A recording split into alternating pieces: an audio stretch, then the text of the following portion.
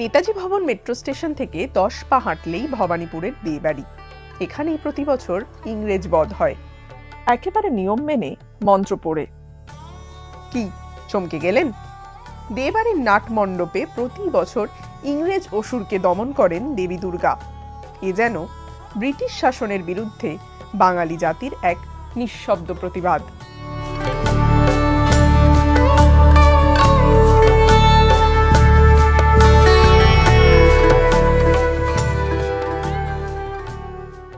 26 Chandranath Chatterjee street, Bhabanipur, বিয়েবাড়ি। 156 বছর ধরে বাড়ির বড় মেয়ে বাড়িতে আসছে, তাই বাড়িতে উৎসবের আমেজ।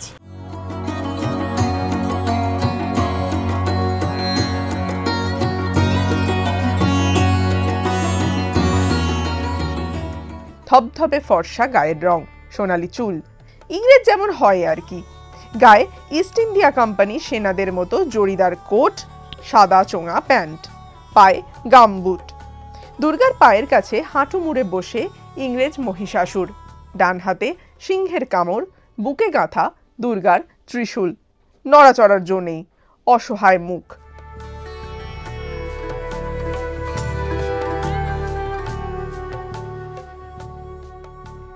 ইংরেজ মহিষাসুরের অস্ত্র অবশ্য বন্দুক নয়, তরবারি।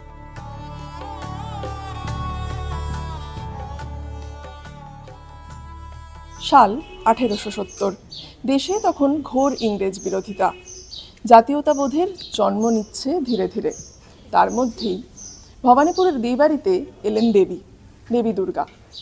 রামলাল দের হাত ধরে দেবীর পুজো শুরু হলো এ বাড়িতে। কিন্তু ইংরেজদের বিরোধিতায় অসুরের আদল হলো একেবারে ইংরেজদের মতো, সুটেড বুটেড।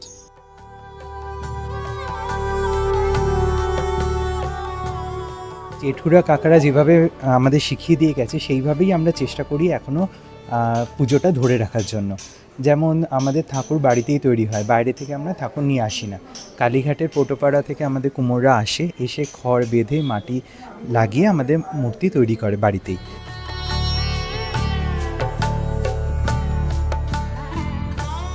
পুজো শুরু হয়েছিল 1870 সালে রামলাল দের হাত ধরে। এখন দায়িত্ব সামলান তার চতুর্থ প্রজন্ম বিষ্ণুপদ দে। মহালয়ার আগের দিন অশক্ত শরীরে নিজে হাতে প্রতিমাকে কাপড় পরান, সঙ্গী নাতি নাতনিরা। তবে ইংরেজ মহিষাসুরকে কাপড় পরানো হয় না, তার কোট থেকে গামবুট সবই মাটির, মৃৎশিল্পীরাই তৈরি করেন।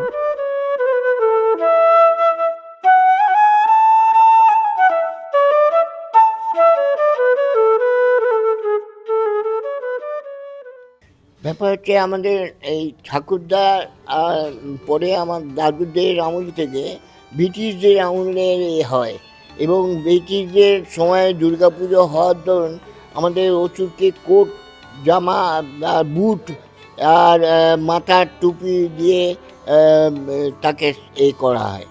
কেননা ব্রিটিশদের সময় সে ব্রিটিশ রাইটের আমল বলে সেই জন্যে কোট প্যান্ট বুট দিয়ে তাদের পরিধান করানো হয়।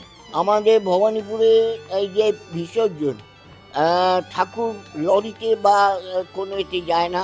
আমাদের এখনো পর্যন্ত মুঠোরা, আগে আমাদের বাবা কাকারা বয়স্ক, তারা তাদের চেয়ারা বাইরে ছিল, তারা নিজেরাই যেত।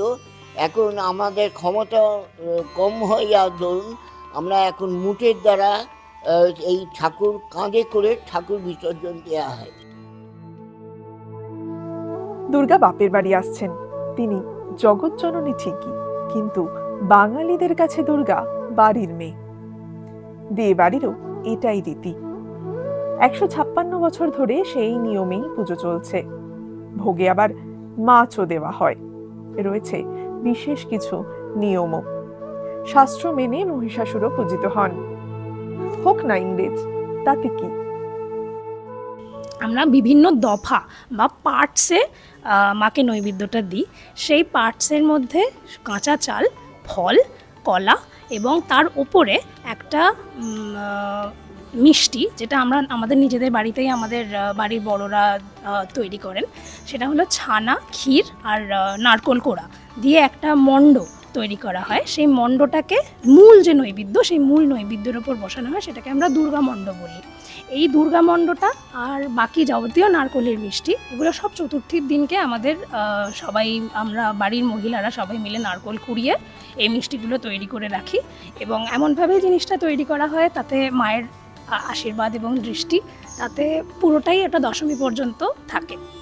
আর যেমন করে একটা মেয়েকে বরণ করে শ্বশুরবাড়ি পাঠানো হয়, সেই বরণের নিয়মটা করা হয়। এবং যে বরণ করে তার নিয়ম হচ্ছে যে সে দুপুরবেলা ভাত, মাছ, পান আর পায়েস এসব খেয়ে মাকে বরণ করবে।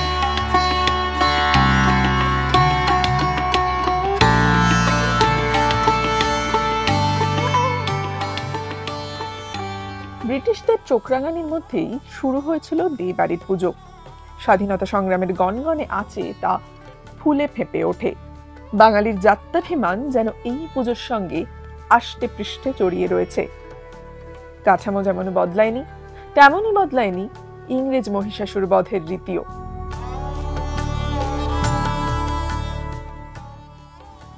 রীতি বদলায় না, বদলায় না নাট মণ্ডপের ব্যাকড্রপ। প্রজন্ম থেকে প্রজন্মে অনুরণিত হয়ে চলে অসুর দলনের দৃপ্ত মন্ত্র।